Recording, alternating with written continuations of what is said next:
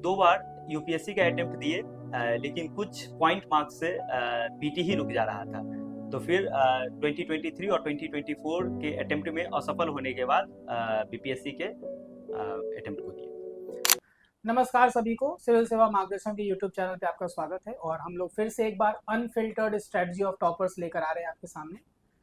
आज इस सेशन में हमारे साथ जुड़ रहे हैं आनंद कुमार के बारे में अगर बताएं तो 70वीं बीपीएससी में इनको स्टैक का जो पोस्ट है वो इन्होंने प्राप्त किया है। पहले तो बहुत बहुत बधाई आपको आनंद, इस पर्टिकुलर अचीवमेंट के लिए, और आपका स्वागत है हमारे यहाँ पर। हम पहले चाहेंगे आप थोड़ा सा अपने बारे में व्यूअर्स को बताएं, आपके जो भी पढ़ाई वढ़ाई हुई है उसके बारे में, आप कहाँ से बिलोंग करते हैं। मेरा नाम आनंद कुमार हुआ। मेरा घर समस्तीपुर के पूसा में है। मैंने अपना अंडर 10 की पढ़ाई मुजफ्फरपुर से किया है। उसके बाद +2 की पढ़ाई के लिए पटना और दिल्ली यूनिवर्सिटी के सत्यवती कॉलेज से पॉलिटिकल साइंस में मैंने ग्रेजुएशन किया है। कौन? हाँ बताइए। 70वीं बीपीएससी मेरा बीपीएससी के लिए पहला अटेम्प्ट था। बीपीएससी के लिए पहला अटेम्प्ट था, इसके ऊपर फोकस करिए जरा। इससे पहले 2 बार यूपीएससी का अटेम्प्ट दिए, लेकिन कुछ पॉइंट मार्क्स से पीटी ही रुक जा रहा था। तो फिर 2023 और 2024 के अटेम्प्ट में असफल होने के बाद बीपीएससी के अटेम्प्ट को दिए। चलिए, तो यूपीएससी की तैयारी इन्होंने की है और उसके बाद 2 साल वहाँ तैयारी देने के बाद वो बीपीएससी में आए, और बीपीएससी में पहले अटेम्प्ट में इन्होंने एक अच्छा रैंक हासिल किया। रैंक भी बताइए व्यूअर्स को। मेरा रैंक 193 है। तो 193 रैंक इन्होंने हासिल किया है पहले अटेम्प्ट में, जो कि बहुत ही सराहनीय एक रैंक आप देख सकते हैं। सबसे पहला सवाल जो व्यूअर्स जानना चाहते हैं, और एज एन एस्पिरेंट कोई भी ये चीज़ जानना चाहेगा जो सोच रहा होगा इस एग्जामिनेशन को लेकर, कि what was the turning point or you can say the core motivation behind choosing civil services, चाहे यूपीएससी था या बीपीएससी था। Yes sir. असल में सर जब चीज़ें की समझ हुई कि क्या करना चाहिए, एक डिसीजन जब लिया जाता है, तो उस समय सर पेरेंट्स और टीचर्स की मदद से ये समझ में आया कि समाज की सेवा में एक का बहुत सारा प्रोसेस होता है, और एक जो सबसे डायरेक्ट प्रोसेस जो आप कनेक्ट कर सकते हैं वो सिविल सेवा होता है, जिससे किया जा सकता है। तो सर उसी समय से डिसाइड किए कि तैयारी तो करना ही है, और उसी हिसाब से सर ग्रेजुएशन में भी सब्जेक्ट हम लिए ताकि इसमें मदद मिले। और लास्टली जो सबसे कोर चीज़ें हैं वो है सर लोगों की सेवा, और लोगों की सेवा के माध्यम से सर देश की सेवा में कुछ कंट्रीब्यूट कर सके।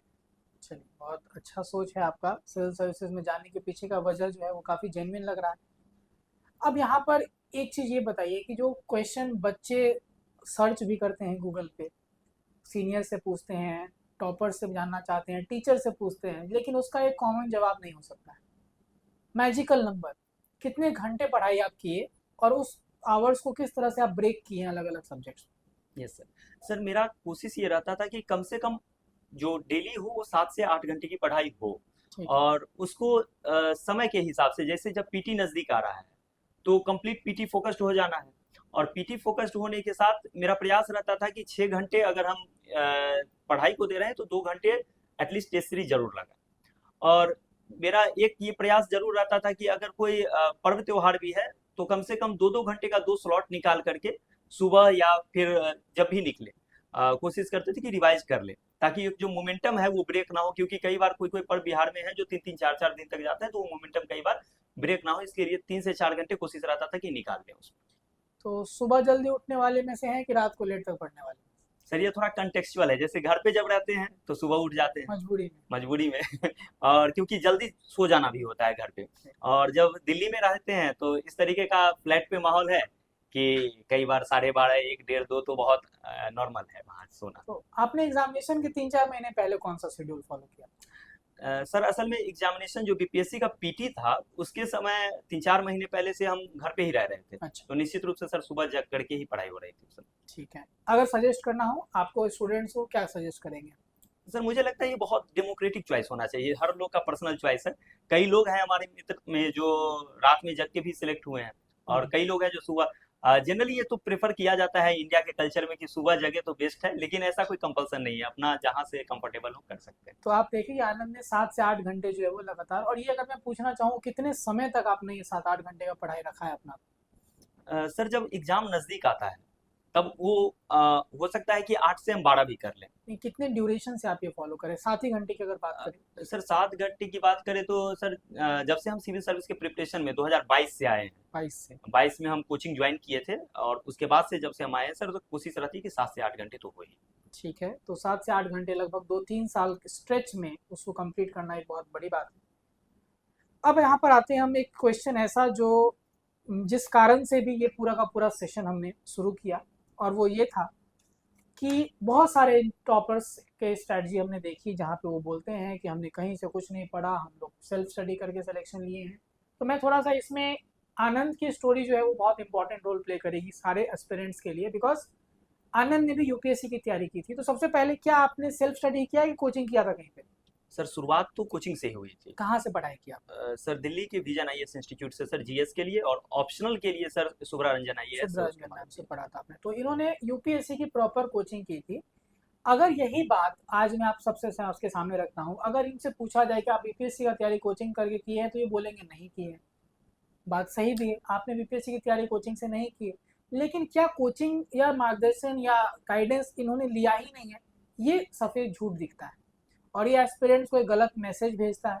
तो मैं चाहूँगा कि आपको किस तरह से कोचिंग और सेल्फ स्टडी को लेकर बच्चे का क्या प्रिपरेशन का स्ट्रैटेजी होना चाहिए, वो थोड़ा सा बताइए। यस सर, जैसे कोचिंग अगर आप कर रहे हैं तो पहले तो कोचिंग एक डायरेक्शन दे देता है चीज़ों को लेकर के, कि बहुत सारा चीज़ फैला हुआ है हैफाजार्ड मैनर में है, उसको एक डायरेक्शन से सर डायरेक्शन। कोचिंग देता है। लेकिन ये भी उतना ही इंपॉर्टेंट है कि कोचिंग कर लेने भर से नहीं होगा। कोचिंग एक डायरेक्शन दिया है, at the end of the day revision आप ही को करना है, कंसोलिडेट चीजें आप ही को करनी है। तो दोनों का जो एक कहते हैं ब्लेंडिंग, जिसको कहते हैं कि बहुत संभल के ब्लेंड करना, कि कोचिंग का उतना ही रोल होगा और उसके बाद फिर आपकी भूमिका आती है कि आप रिवाइज करें। दोनों का ब्लेंड सर सक्सेस तक पहुंचाएगा। ये बात वैसे भी सही बोली जा सकती है कि 3 घंटे अगर कोई कोचिंग पढ़ाता है तो 3 घंटे से किसी का सिलेक्शन तो होना नहीं। इसके बाद का जो 8-9 घंटा, जैसे इन्होंने 7-8 घंटे कंसिस्टेंटली दिए, हमारे पुराने जो टॉपर का वीडियो आपने देखा होगा, जो भी टॉपर्स थे 8-9 घंटे, ये सेल्फ स्टडी हमेशा इंपॉर्टेंट रोल प्ले करता है। कोचिंग एक गाइडेंस या एक डायरेक्शन देता है, but at the same time वो गाइडेंस भी इसलिए जरूरी है कि आपके सामने क्या पढ़ना है इसका एक क्लैरिटी रहे। यस ये चीज़ में आपको वो मदद मिलता है। और इन्होंने दिल्ली से तैयारी की है, यूपीएससी की तैयारी की है, तो आपने फिर बीपीएससी में स्विच करते समय आपको क्या दिक्कतें आई? सर, जैसे अगर हम सिलेबस देखें, स्पेशली पहले पीटी की ही बात करें, तो यूपीएससी और बीपीएससी में कुछ डिफरेंसेज हैं। जैसे अगर हम पॉलिटी की बात करें, पॉलिटी वहाँ भी पूछता है, यहाँ भी पूछता है। ज्योग्राफी जो वहाँ पे पढ़े हैं वो यहाँ भी पढ़े, यहाँ भी काम आएगा। हिस्ट्री वहाँ जो इंडिया का पढ़े हैं वो यहाँ भी काम आएगा। अलग क्या है? अलग सर 3 चीजें मैंने किया इसके लिए। सबसे पहला कि वहाँ पे साइंस एंड टेक्नोलॉजी रहता है पीटी में, जबकि यहाँ पे बेसिक साइंस, जिसको जनरल साइंस कहते हैं, फिजिक्स, केमिस्ट्री और बायो। तो सर इसके लिए अलग से पढ़ाई करना पड़ा। दूसरा सर कि करंट अफेयर्स, वहाँ पे करंट अफेयर्स चीजों के साथ ही रहती है, यहाँ पे एक अलग सेक्शन बन जाता है, तो उसके लिए। और तीसरा सर बिहार स्पेशल। ये तीनों चीज जो यूपीएससी का हमारा तैयारी था, उसके साथ सर इसको ऐड करके तो सर कंसोलिडेट। तो जब हम प्रीलिम्स की बात करते हैं तो आपने प्रीलिम्स में सुना होगा, बीपीएससी में हम लोग वर्ड यूज करते हैं बिग 4, यस सर।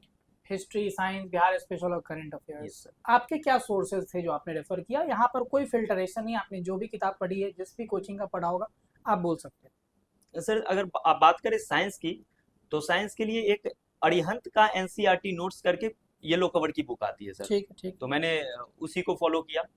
दूसरा सर करंट अफेयर्स के लिए सर एक तो स्पीडी की पब्लिकेशन की जो वन लाइनर का बुक आता है वो, और साथ में उस समय सर परफेक्शन आईएएस का मैगजीन मंथली आता था, ठीक है, उसको फॉलो किए थे। ठीक।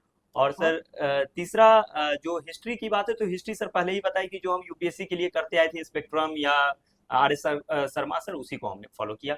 और चौथा जो बिहार स्पेशल की बात है, तो मेरी बहन ऑलरेडी बीपीएससी का तैयारी कर रही थी, तो जिस इंस्टीट्यूट से वो तैयारी की थी उसका नोट्स उसके पास था, बस उस नोट्स को हम रिवाइज किए थे। चलिए, ठीक है। और जो बाकी 3 बचते हैं हमारे, फिर पॉलिटी, इकोनॉमी और ज्योग्राफी, आपने कितना समय दिया उसको और कैसे किया? सर ये सर क्योंकि सिविल सर्विस का तैयारी हम कर रहे थे, और मात्र एग्जाम से 3-4 महीने पहले ही पीटी गुजरा था यूपीएससी का, तो वो चीज रिवाइज तो था ही, बस जितना रिवीजन हम उससे किए थे, बस वही सेम सोर्स सर है, जैसे लक्ष्मीकांत हो गया, या कोचिंग के मेरे इकोनॉमिक्स के नोट्स थे, और ज्योग्राफी के लिए सर एनसीईआरटी प्लस जो मैपिंग है, इतना सर अलग से। एक सवाल और एस्पिरेंट्स के मन में रहता है, अभी जैसे ई ऑप्शन आ गया, और ई ऑप्शन मतलब आपको वो रंगना भी है, Yes, sir. और नेगेटिव मार्किंग।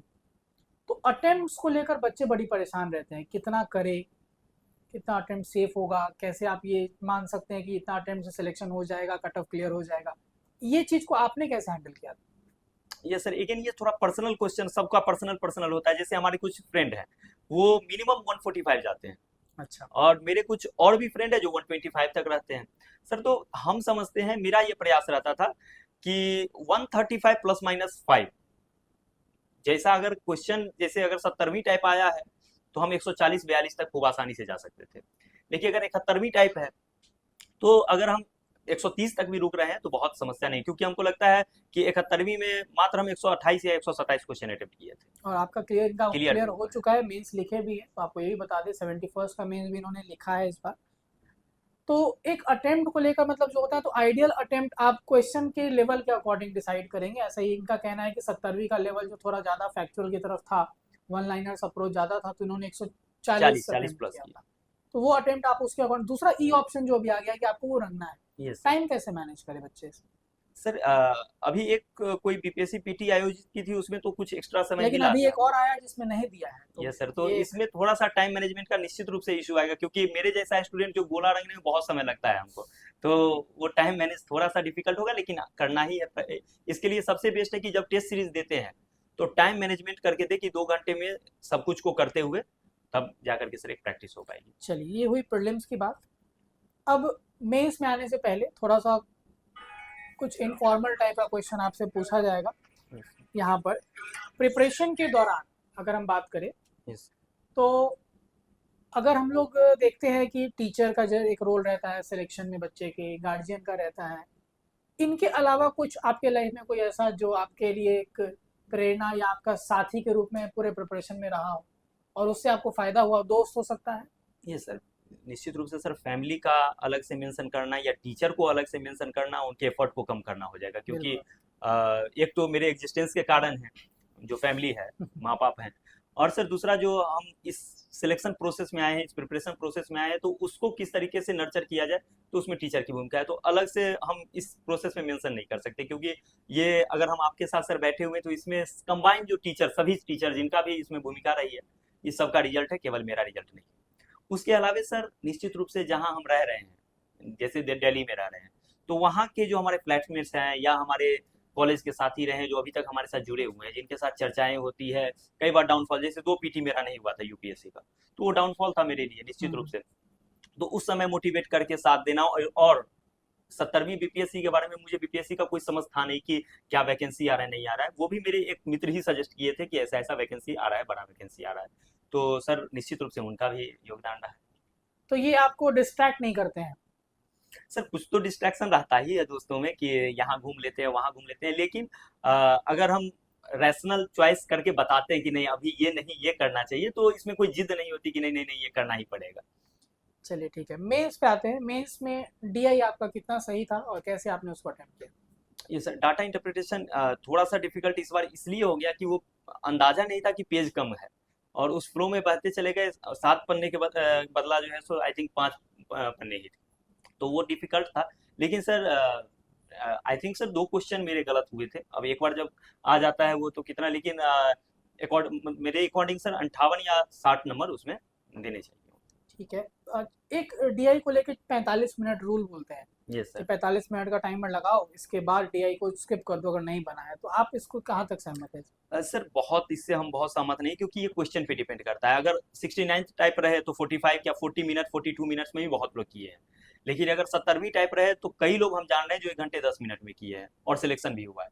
तो और सबसे बड़ी बात है कि तीनों सेक्शन में अगर देखें कि मार्क्स किससे ज्यादा, थोड़ा अगर 10 मिनट एक्स्ट्रा भी दे रहे हैं, तो वो कॉन्सोलिडेट है कि उतना आना ही आना है। इसमें हिस्ट्री हो या करंट अफेयर्स हो, उसमें थोड़ा सब्जेक्टिविटी रहता है, लेकिन अगर डीआई सही है तो काइंड ऑफ ऑब्जेक्टिव है कि आपको वो उतना अगर आंसर आ गया तो मार्क्स मिलेंगे। तो मुझे नहीं लगता कि सर 45 मिनट के बाद स्किप ही कर देना चाहिए, इस रूल से हम बहुत सहमत क्योंकि जो वर्दी है वो मार्क्स, क्योंकि अगर आप सही करते हैं तो फुल मार्क्स मिलने का स्कोप और किसी सेक्शन में नहीं रहेगा, तो इसलिए डीआई को आप 5, 10, 15 मिनट एक्स्ट्रा दे सकते हैं। और ऐसा करके स्टूडेंट्स इस बार सिलेक्शन लिए भी हैं, ये इनका भी मानना है।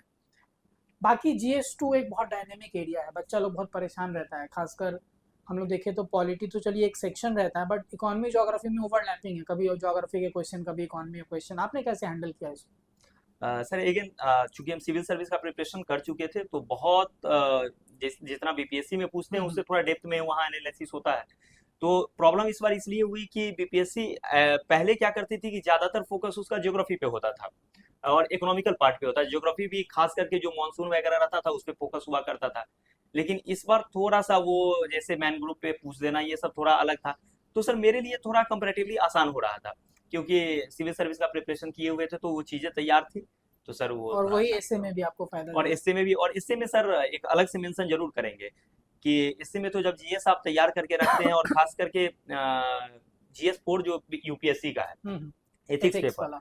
तो उससे बहुत सारा फॉर्डर पॉइंट मिल जाता है कि जिससे हम कंप्लीट कर सकते हैं। और साथ में सर का एक अलग से इनके, आप इस वीडियो के माध्यम से ही थैंक्स करेंगे, इससे पहले थैंक्स नहीं कहे, कि सर का एक बुकलेट आता है जिसमें पूरे कोटेशंस और जो एनेक्डोट वगैरह रहता है उसका हेल्प है, क्योंकि इससे में ये बहुत जरूरी चीज है। तो सर के ही माध्यम से हम उसको लिए थे। ठीक है। और एक आंसर राइटिंग को लेकर एक क्वेश्चन, कॉमन क्वेश्चन, कितना आंसर रोज लिखते थे? टोटल कितना आंसर लिखे? कितना जरूरी है आंसर लिखना? सर जैसे टॉपिक कंप्लीट होता था किसी भी सब्जेक्ट का, जैसे पॉलिटी हुआ उसका कोई अगर topic parliament letter suppose complete किए, तो अगर पार्लियामेंट से जो भी क्वेश्चंस पीवाईक्यू में पूछे गए हैं उसको उस दिन कर लेना है। और जब एक बार वो कंप्लीट हो गया पूरा सब्जेक्ट, तो सर मेरा रहता है कि फुल लेंथ टेस्ट देना है। क्योंकि चूंकि मेरी आंसर राइटिंग ठीक ठाक यूपीएससी के तैयारी के समय ही हो गई थी, तो सर मेरा प्रयास रहता था कि जब एक बार टॉपिक कंप्लीट हो गया, क्योंकि बीपीएससी में बड़े क्वेश्चन पूछे जाते हैं 38 मार्क्स के, जो यूपीएससी में होता नहीं है। तो सर उसको यूज हम करते थे कि अलग से 38 नंबर का क्वेश्चन उतने टाइम फ्रेम में 18, 19, 20 मिनट के टाइम फ्रेम में लिखा जाए, अच्छे से लिखा जाए, क्योंकि थोड़ा सा ये मेरे लिए अलग था तो वो करते थे सर। टेस्ट सीरीज का रोल कैसे देखते हैं आप? पीटी मेंस दोनों को लेकर चले तो कितना जरूरी है टेस्ट सीरीज बच्चे के लिए? Sir test series I think sir, अगर टेस्ट सीरीज नहीं कर रहे हैं तो तैयारी लगभग अधूरी हो जाती है, क्योंकि जितना इम्पोर्टेंस हमको नॉलेज को गेन करने में है उतना ही रिप्रेजेंट करने का भी है कि किस तरीके से रिप्रेजेंट करते हैं। कई बार कई लोगों को नॉलेज काफी होती है, मेरे मित्र में ही देखते हैं, लेकिन वो जब रिप्रेजेंटेशन की बात आती है तो उस तरीके से नहीं हो पाती है। तो सर निश्चित रूप से पीटी में भी, क्योंकि अभी तुरंत हम लोग डिस्कस कर रहे थे कि सर टाइम मैनेजमेंट को लेकर के कि एक बोला आ गया है, अगर इसको बिना प्रैक्टिस किए जाए तो एक तो ऑलरेडी 150 क्वेश्चन होते हैं उसमें, टाइम फ्रेम में 2 घंटे में करना मुश्किल है। और लगभग मुझे लगता है कि नहीं कुछ तो 7 से 8 मिनट तो एक्स्ट्रा जाएंगे ही जाएंगे गोला भरने में। सही। तो सर इसको प्रैक्टिस पीटी में भी और मेंस में भी दोनों के लिए बहुत इंपॉर्टेंट है sir. Last stage interview, last but not the least, क्योंकि यहाँ पे आपका ओवरऑल पर्सनालिटी चेक होगा जब आप सामने जाते हैं, खुद ही अपने आप को लेकर जाते हैं। उसका एक्सपीरियंस कुछ बताइए, कैसा रहा था आपका इंटरव्यू? क्या क्या आप चीज़ें आपने रेफर की, सोर्सेज क्या रहे? Yes sir. सर जनरली माना जाता है कि बीपीएससी के इंटरव्यू में कुछ चीज़ें पे ज़्यादा फोकस की जाती है, जैसे कि एक तो पोस्ट प्रेफरेंस है कि क्या आपका पोस्ट प्रेफरेंस रहा है, उससे सवाल खूब रहता है। दूसरा सर कि क्वेश्चंस रहते हैं कि आपका ग्रेजुएशन सब्जेक्ट और ऑप्शनल सब्जेक्ट क्या रहा है। तो चूंकि मेरा दोनों पॉलिटिकल साइंस ही रहा, तो मेरे लिए कंपैरेटिवली थोड़ा सा आसान था तैयार करना। तो जो मेरे ऑप्शनल के नोट्स थे, जो यूपीएससी के लिए ऑप्शनल के नोट्स थे, हम उसी को रिवाइज करके गए। साथ में चूंकि ये सब्जेक्ट खुद भी डायनामिक है और करंट रिलेटेड क्वेश्चन पूछे भी जाते हैं, तो इसके लिए न्यूज़पेपर डेली बेसिस पे 2 न्यूज़पेपर, एक जो नेशनल लेवल का न्यूज़पेपर द हिंदू या इंडियन एक्सप्रेस में से एक कवर करते थे, और दूसरा जो सर पटना का लोकल न्यूज़पेपर होता था, क्योंकि कई बार जो हमारे इंटरव्यूअर होते हैं वो वही पढ़ के जाते हैं। तो एक हिंदी न्यूज़पेपर दैनिक जागरण या भास्कर, दोनों में से सर एक कवर करते थे। और सर तीसरा जो एक हॉबी की बात करते हैं कि जो हॉबी रखे हैं उससे सवाल पूछा जाता है, तो उसको भी बहुत अच्छे से तैयार करें। और इसी माध्यम से सर फिर से आपको हम इस चीज के लिए थैंक्स कहेंगे। एक वीडियो में हम अलग से बना करके भी किए थे कि इंटरव्यू गाइडेंस प्रोग्राम में सर से बहुत बड़ा हेल्प मिला। 2 इंटरव्यू जो मॉक इंटरव्यू है इनके यहाँ दिए थे, और एड वर्बेटम 3 क्वेश्चन पूछा गया वहां पे। चाहे हम बात करें सर इस हॉबी को कैसे यूज करना है एडमिनिस्ट्रेशन में, बिल्कुल जैसा सर आप आंसर बताए वही ब्लूप्रिंट हम वहां दिए। दूसरा कि चाणक्य का जो मंडल सिद्धांत था उसको लेकर के। और तीसरा सर उस समय करंट में चल रहा था मुद्दा वो यूजीसी वाला, वो तीनों क्वेश्चन एड वर्बिटम पूछा गया और जो सर ने बताया वही आंसर किया। और वो एक बार मार्कशीट आ जाता है तो पता चलेगा कि इंटरव्यू में कैसा। नहीं, इंटरव्यू में इनका स्कोर अच्छा होगा, क्योंकि ये इकलौते एस्पिरेंट थे, इनको हम लोग पीछे भी बोलते थे, ये बोरिंग रोड में कोर्ट में ही दिखते थे। तो ये हमेशा सूट में रहते थे और हमको लगता है लास्ट इंटरव्यू जब हमारे यहाँ आपने दिया था उस दिन ये शर्ट में आए थे, क्या कि अब कोट धुलने के लिए दे दिया और थक गया कोट। सर तो उसका एक वजह ये भी था कि पटना में उस समय चूंकि यूपीएससी का भी इंटरव्यू चल रहा था दिल्ली हाँ में, हाँ, तो दिल्ली के जो मेजर इंस्टीट्यूट थे इसी में ऑक्युपाइड थे। तो जब डिसीजन लिए कि पटना रहना ही है हमको एक महीना यहाँ पे, तो और इसी वजह से थे, तो जहां जहां मुझे दिख रहा था कि हाँ अच्छा अच्छा कि यहाँ पे ये नहीं है यहाँ पे वो ये है। आपको एक होता है ना, आप यूज टू हो गए थे उस आउटफिट में, तो ये यस भी सर, यस बहुत सर। हेल्प करता है, आप कंफर्टेबल वहाँ फील करते हैं काफ़ी ज़्यादा जब आप डायरेक्ट पहुँचते हैं तो। चलिए कुछ रैपिड फायर एक दो question out of the box हम लोग पूछते हैं आपसे, जहाँ पे आपको ज़्यादा सोचना नहीं है, जवाब जल्दी देना है। सबसे पहला कि सोशल मीडिया या गर्लफ्रेंड कौन बड़ा डिस्ट्रैक्शन है?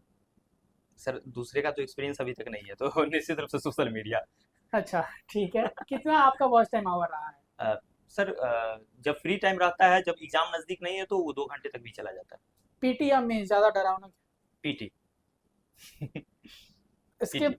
पीटी आपके लिए ज़्यादा डरावना होगा। और ये कैसे आप फिर हैंडल किए इसको? सर पीटी के लिए होता है कि कई बार सर चूंकि 2 पीटी मेरा ऑलरेडी अच्छा, वो यूपीएससी वाला यूपीएससी वाला एक्सपीरियंस हो जो चुका आपका था, है। तो वो थोड़ा सा डरावना था। बीपीएससी के लिए तो दिए तो सर वो बहुत ज्यादा डरावना नहीं लग रहा था, तो लेकिन दोनों के कंपेयर में देखें तो वो थोड़ा सा मुझे लगता है कि इसको पैटर्न को हम समझ सकते हैं मीन्स को, लेकिन पीटी के लिए थोड़ा सा डाइसी रहता है चीजें। तो अभी आगे यूपीएससी करना है या अभी पे सेटिस्फाइड हो गए? नहीं सर, सेटिस्फाइड तो नहीं हुए, एसटीएससी मिला है तो सेटिस्फाइड तो नहीं है, लेकिन खुश जरूर है, सेटिस्फाइड नहीं है। चलिए ठीक है, आगे के लिए आपको बहुत बहुत हमारे सीएसएम प्लेटफॉर्म की तरफ से आपको बहुत सारी शुभकामनाएं। आप यूपीएससी भी निकाल के हमारे पास आएँ। बट अभी आप जिस पोस्ट पे जा रहे हैं, हम चाहेंगे आप उसमें जो भी आप काम करें वो काफ़ी अच्छे से कंट्रीब्यूट करें। Thank you sir. ठीक है, धन्यवाद।